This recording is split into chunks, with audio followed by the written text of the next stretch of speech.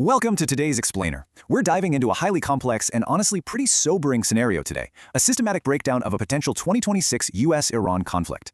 Now, we're pulling this analysis from multiple high-level geopolitical and defense sources. And right off the bat, I want to be clear. This isn't about taking sides, and it's definitely not about speculating on who wins. Instead, we're going to take a rigorous, purely objective look at the strategic environment, the military doctrines at play, and the massive, cascading global effects of a major regional war.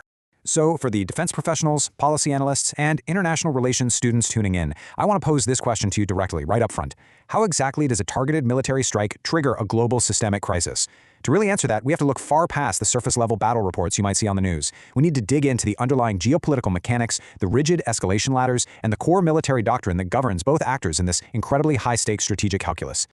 Okay, let's dive into this. Here is our roadmap for today's briefing. We'll start with the strategic environment, move into escalation and progression, break down doctrine and capabilities, map out the regional and global cascades, and finish up with the ultimate strategic objective. All right, kicking things off with Section 1, the strategic environment, focusing on the foundational friction points. To truly understand this conflict, we absolutely have to analyze the root causes that made it feel almost inevitable. Our sources continuously highlight three core frictions here: regional influence, nuclear posture, and the security of global maritime choke points. Think about it from Iran's perspective for a second.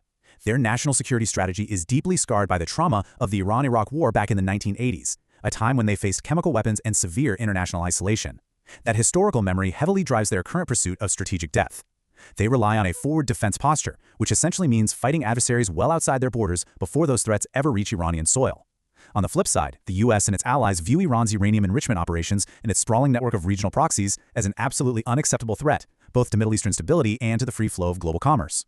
And this brilliantly illustrates the immediate prelude to the war, highlighting a super rapid transition from gray zone pressure straight into kinetic action. In June 2025, the U.S. launched Operation Midnight Hammer. They utilized B-2 stealth bombers and heavy bunker busters, weapons specifically designed to punch through up to 20 meters of reinforced concrete to hit the underground Fordo nuclear facility. Then, on February 28, 2026, while negotiations were still reportedly happening in Geneva, Operation Epic Fury kicked off. These were joint U.S.-Israeli decapitation airstrikes targeting top Iranian leadership, including the assassination of Supreme Leader Ali Khamenei. That move pushed the conflict fully up the escalation ladder.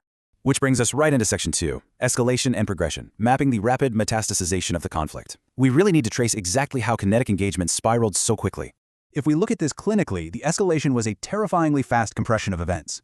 The decapitation strikes hit on February 28th. A week later, actually, scratch that, it was just 4 days later, on March 4th, Iran officially retaliated by blockading the Strait of Hormuz. They effectively strangled one of the world's most vital shipping lanes overnight. By March 28th, Houthi forces officially entered the conflict, instantly expanding the threat landscape all the way down to the Red Sea. Any initial miscalculations gave way to a multi-theater conflict in a matter of weeks. Now, what's really interesting here is the core mechanism behind this rapid expansion, the axis of resistance. This is a loosely aligned network of armed groups cultivated by the Quds Force of the Islamic Revolutionary Guard Corps. By utilizing proxies like Hezbollah in Lebanon, the PMF in Iraq, and the Houthis in Yemen, Iran is able to project serious power across the entire region. It gives them a layer of plausible deniability, allowing them to bleed their enemies without directly exposing Iranian soil to retaliation. This strategy, often called the unity of fronts, became intensely visible during regional mobilizations. In massive rallies in Yemen, for example, we saw flags from Hezbollah, Lebanon, Iran, Palestine, and Yemen all flying together in solidarity. Iran proved incredibly effective at capitalizing on local grievances, rapidly mobilizing these decentralized proxies across multiple theaters to completely overwhelm U.S. and allied defense architectures. That dynamic naturally leads us into Section 3, Doctrine and Capabilities, exploring the gritty reality of asymmetric warfare. How exactly do the military mechanics of this look on the ground?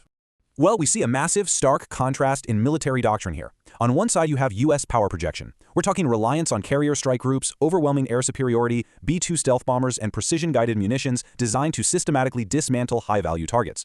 On the other side, Iran runs what's called a mosaic defense. Knowing they can't match conventional U.S. firepower toe-to-toe, Tehran relies heavily on anti-access/area denial, or A2/AD tactics. This means highly decentralized command structures, vast ballistic missile arsenals, cheap but lethal drone swarms, and leveraging that proxy network to basically make the entire region unnavigable for adversaries. As pointed out by think tank analysis from the Middle East Institute, a major conventional Western assumption was that those initial decapitation strikes would cripple the Iranian regime.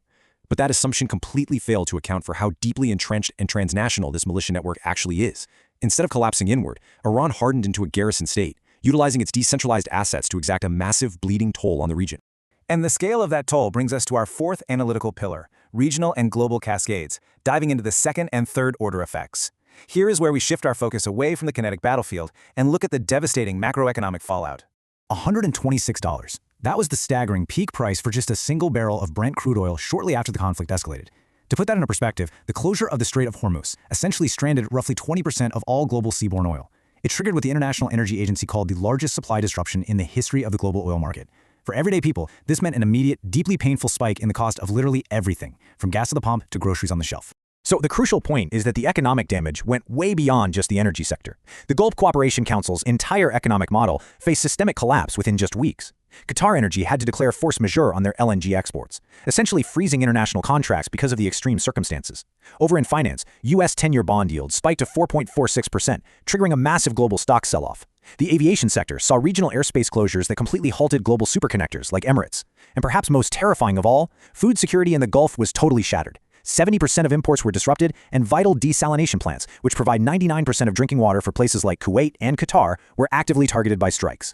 But the third-order effects were even more devastating on a global scale. Let's trace the chain reaction here. Step 1. The maritime blockade of Hormuz. Step 2. Because the Gulf accounts for 45% of global sulfur and massive amounts of urea, that blockade created an immediate critical shortage of fertilizer feedstocks. Step 3. This triggered a global fertilizer crisis right during the Northern Hemisphere spring planting season. We're talking about a direct, undeniable line from a kinetic military operation in the Persian Gulf to a looming 2027 famine in South Asia and East Africa. It's a textbook butterfly effect.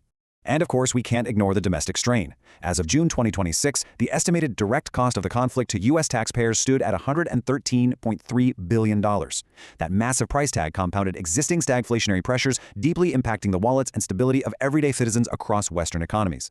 Which brings us to our final analytical section, the strategic objective, examining the shifting balance of power.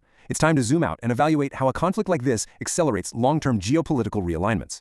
Let's move to and see how this builds. This conflict essentially acts as an accelerant for a completely new world order. The war exposed a huge, fundamental asymmetry in risk perception among Western allies. When the U.S. asked for help securing the Strait of Hormuz, European NATO allies largely refused. They were unwilling to absorb the economic cost of what they viewed as unilateral American escalation. So, as the U.S. deterrent strategy began to fracture globally, adversaries started aligning. Russia reportedly stepped in, providing Iran with critical satellite intelligence on American warships.